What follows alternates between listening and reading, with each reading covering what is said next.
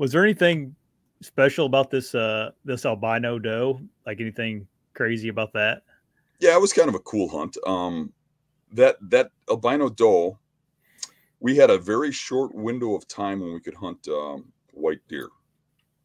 It's always been illegal in Wisconsin, Yeah. but when Scott Walker got in office, they had made the CWD area. They wanted to kill a lot of deer in, and he legalized shooting white deer within the CWD area. Nowhere else in the state, but within the CWD area. And at that time, I knew where there was a bunch of white deer, and I really wanted to harvest a white deer.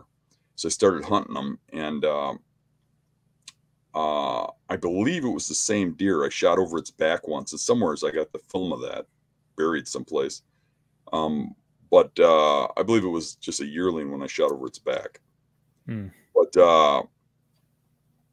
I was hunting it and trying to get it, and it lived in the middle of the swamp. What was really cool about that is I knew where it lived, and it was completely on public land.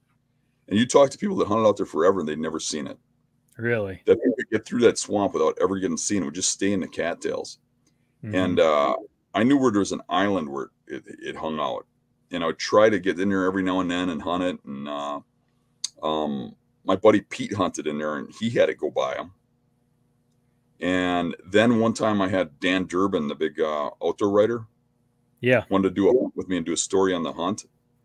And I took him out there, and he had it walk right underneath him and decided to pass on it. It was legal at the time.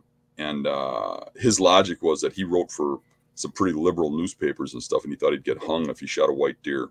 So he decided to pass on it. I think he wrote an article about it, and he said he passed on it because he knew how much it meant to me. Because I told him I was hunting it.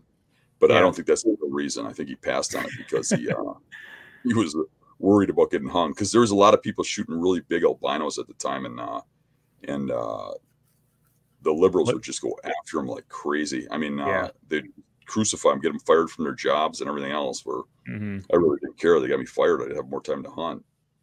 So anyways, one day I went out there to hunt for that doe, and I was sitting watching the bedding area, and I heard something behind me, and I had just gotten a new sponsor, which was Roscoe Riser Mount Bow Cam. At the time, it was the thing, and now it'd be like you look at it and say it's garbage. And it was this giant tank of a thing hanging off my bow that would film deer, right? So I turn around, and that doe is walking up to me at 10 yards closing, and I'm trying to get this stupid thing on, and it's like 2 clicks of this button, the green light, the red light, and this and that, and you had this pattern you had to do. And there's the only way to know if it was on because there was no screen or anything. And then I was trying to get it on, and then finally I just said I can't get it on. And then because I messed with that, I never turned the regular camera on, and I ended up drawing the bow, and it saw me, turned and looked up at me, and I shot it right here down in the neck. Yeah. And it ran off into the swamp, and I cut the artery, and it died. And then me and a friend got it, and we filmed that too. And somehow that film got wrecked too, the recovery film. So I don't have any film of the recovery or the shot, but very cool hunt.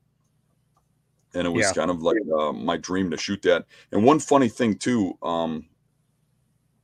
like a side note, is the next year, or maybe it was the year after that, the last year it was legal to shoot white deer. I was on stand at Dave's house hunting with Dave, and Dave was in the same stand that he shot the giant out of. Yeah. And I was in his favorite stand, and we were kind of near each other, cutting off an area, each a bedding area. And I look over my shoulder, and there's a buck coming, like a 2-year-old buck. Yeah. And behind it's coming a 2-year-old white buck. And because it was white, I was going to take it. And the first buck walks right underneath me, and they're together. Walks right underneath me and starts feeding, and the other one stops on the hill, looks in Dave's direction, and walks right to Dave, and Dave shot it. Oh, really? Yeah. And we've been out hunting that farm like crazy. We had cameras all over that farm. Neither of us had ever seen that white deer before. I actually... I did. He left that white deer for me. I have possession of that. Oh, nice. It's at It's at the. I'll bring it to the shed when I get the shed going. If you want to watch more videos, there's options here and here. And if you want to subscribe, you can just click right here.